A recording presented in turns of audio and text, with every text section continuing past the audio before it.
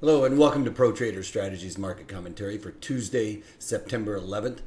Yes, today is that hollow day that we all remember. I was on the floor when it all happened. I will never ever forget, and had people I knew in the World Trade Center at the time. As a matter of fact, my clerk was on the phone with a customer that had the phone go dead on him while he was on the phone with Cantor Fitzgerald. So very solemn day today, to say the least.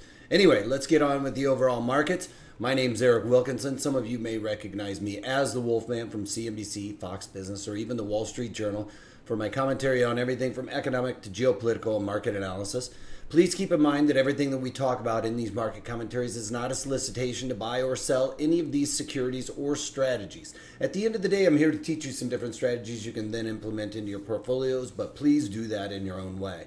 Please remember that past performance of any trading system or methodology is not necessarily indicative of future results.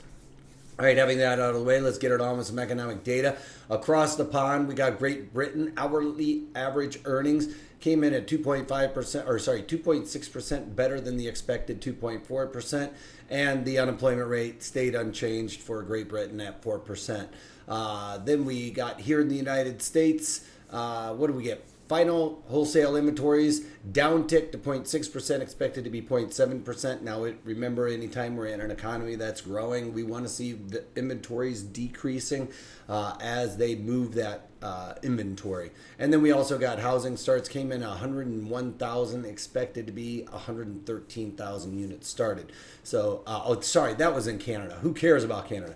The NFIB, which is the National Federation of Independent Businesses, small businesses, kind of judging the overall climate of their prospective businesses, coming in at 108.8, expected to be 108.1. So obviously they think that the overall economy is doing very well.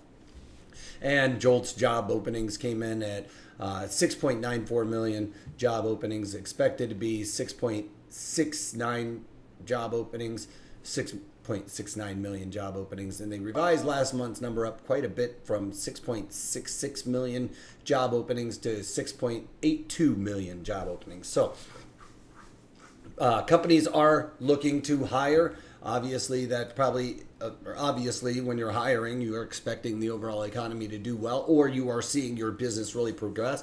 So those are all good data points. We see crude oil here moving higher by about $1.50 right now, touching on 69.04. That is right lockstep in line with our Fibonacci 50%. That's on the 3-year chart. So that being said, the Fibonacci going to hold as resistance. It's also lining up with the 50-day moving average. Now, one thing to note is usually when we see these counter-opposing dojis from Friday to Monday, that's usually a continuation pattern to the downside, but they kind of lined up right here with the point of control. So I'm guessing that's why we got a little bit of a pop. I would suggest that it's not going to break much higher than above 70 for the most part, as we are right up against resistance. I think that's going to hold today and kind of wait for tomorrow's number to see what direction we're really going to go. And it could be a lot of short covering from those last several days of down move that people want to cover their positions before that economic data point.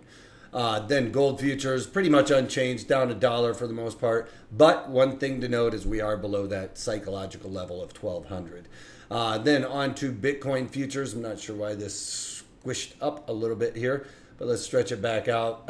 Not a whole lot going on here. It should act as support when we get down here. One thing that I was noting yesterday, it's interesting that Bitcoin has kind of lost the limelight. They're not talking about it on mainstream media. It's all about pot stocks right now, and that's because Bitcoin is looking to be pretty dead, and they're trying to move on with their narrative. Bonds coming off just a little bit. Good economic data. The equities wanting to push higher should give downward pressure to the bonds. They are down by about 0.5 point right now on the day, but I don't think that the Fed is going to start jacking rates up, higher than what we're really expecting. I think the data points coming in are probably in line with expectations, if not slightly better. But having said that, that doesn't necessarily mandate a higher interest rate. We're just not seeing that kind of inflation to really facilitate that. We're still in the teens with VIX, but barely. It's still in the teens, but coming off as well as we're seeing the overall equities move higher, as you can see with the Dow Jones Industrial Average coming down and testing the 38 Fibonacci extension. Bounced off of that early this morning and have done nothing but really rally out of the gates on the economic data near the highs of the day right now. Then we've got the NASDAQ also near the highs of the day, maybe even ticking on the highs of the day, up over 55 points above the 61 Fibonacci. Came down, tested the 50-day moving average, bounced up and away, really peeled right through the 61 Fibonacci with like it was butter. And near the highs of the day, like I said, we're going to see a very similar situation. And the S&Ps broke below the 61 Fibonacci extension. Remember, this is off the 3-year, or it's not the 3-year low, but it's it's probably the 3-year low to this high extension down to this low. That gives us our extensions up. So that being said, bounced above that and moving higher. I'm holding on to my SPY trade. I was going to get out of it, thinking if we settled below this again, I was going to dump it. It's looked like a continuation pattern, pretty much like most of the other ones that we've been seeing. I was a little bit worried about the downside, but today got a little bit of breathing room. This is what I'm talking about with the overnight inventory getting short, but in the day session, we came down, pierced those lows, made that a valid number, and then have done nothing but move to the upside. Maybe a little slight pause at yesterday's point of control, but for all intents and purposes, it's been a rally from the get-go. All right, this is the couple of trades that I've done. I actually probably should talk about Apple because I took it off first yesterday. I took this off yesterday. I tweeted this out. I'm out of my short deltas in Apple. So you guys need to be following me on Twitter, especially if you're watching these daily market commentaries, because I'm going to try and keep you guys informed as to what I'm doing and when I'm doing it, so that you guys aren't caught off guard. For instance, a similar situation like with what happened with Apple. I want to be held accountable for these trades, and therefore I want you to make sure that you are in the loop as to what I'm doing. And in Apple, I had on the November, remember I bought the $215 puts in there for $5.50. Volatility was really low. Got my directional move. Volatility helping me out.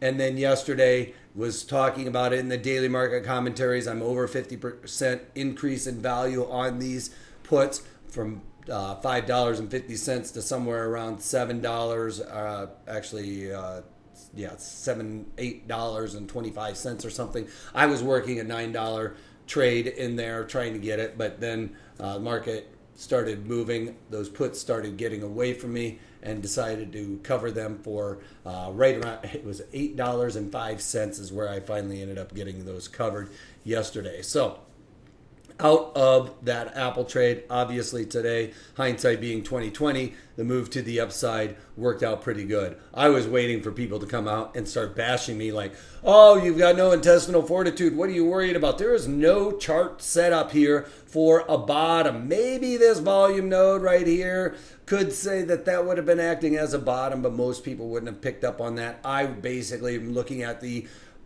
value of my puts increasing by 50%, knowing I beat the probabilities that I talk about in all of these videos, you guys. That's why I covered.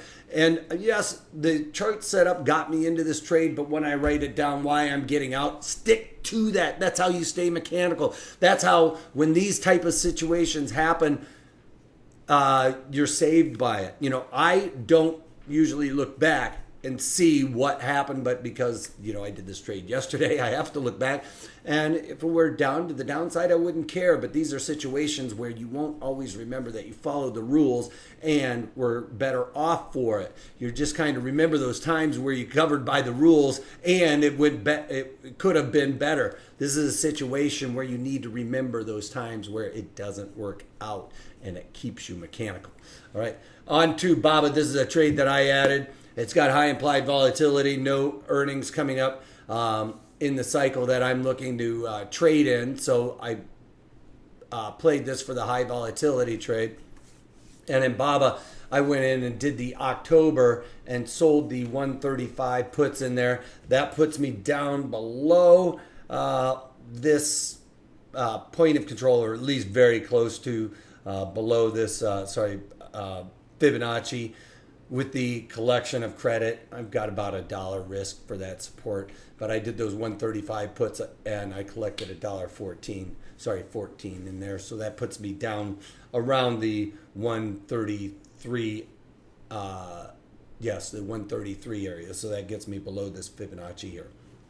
I was looking at the 140s, that's why I was getting a little confused in that, but I ended up doing that 135 to make sure I got below the Fibonacci plus my collection, so that's really nice. So that I'm able to get that far away, collect a nice little credit, have a couple of supports in my favor. I did this trade when it bounced off this Fibonacci and started moving up and away. Probably when it was kissing yesterday's low is about the timing that I was able to get into this BABA trade. So playing BABA to the upside, hopefully get a little bit of volatility coming out of it, directional move, and I'll be able to clear this trade out of my account relatively quickly. And that's about it for today. We're starting a whole new series on volatility.